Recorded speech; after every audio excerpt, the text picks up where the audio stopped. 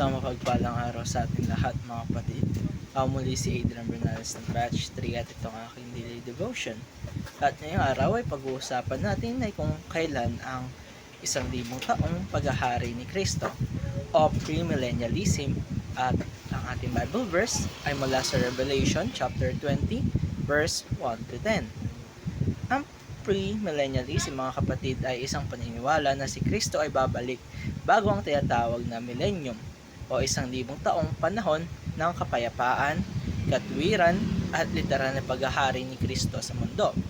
Ito ay ayon sa pananaw na pagbabalik ni Jesus ay magiging makikita at bodily o physical, at ito ang magsisimula ng bagong panahon ng muling pagbangon at pagpapanibago ng buong sanlilikha.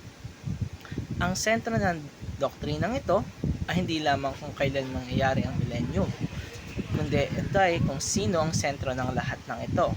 At ito ay walang iba kundi si Kristo, ang hari ng kaluwalhatian na muling darating upang itama ang lahat ng mali at gawin ang lahat ng bagay na bago.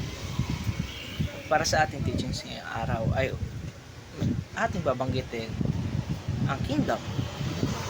Si King Jesus ay magbabago ng buong mundo. Hindi lang ito pagbabago sa panlabas, kundi total transformation. Ang dating puno ng kasamaan ay magiging tahanan ng kapayapaan at katwiran. Papakita ni Kristo ang totoong kaharian ng Diyos, hindi sa langit, kundi dito sa ating lupa o sa ating mundo. Return. Si Jesus ay babalik sa makikita nating kaluwalhatian. Hindi po ito patago. Hindi siya babalik bilang isang baby sa sabsapan, kundi bilang isang hari ng mga hari. Makikita siya ng lahat at bawat tuhod ay luluhod sa kanya at bawat dila ay magpapahayag na siya ang Panginoon. New Earth. Ang mundo ay magiging fully restored.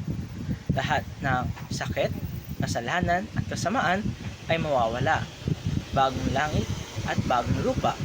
Isang mundo na puno ng presensya ng Diyos kung saan wala ng luha o kirot.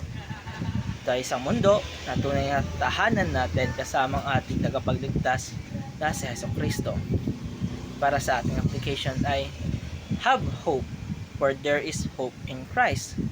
Sa daming kaguluhan natin nararanasan sa ating pang-araw-araw na pamumuhay, mula sa gera, mga sakuna at mga sariling laban natin sa ating buhay, lagi natin tandaan na may pag-asa tayo. Hindi ito ang katapusan at si Kristo ang ating pag-asa at siya ay darating upang tapusin ang lahat ng kasamaan. At dito nagtatapos ang aking daily devotion. Maraming salamat sa panonood.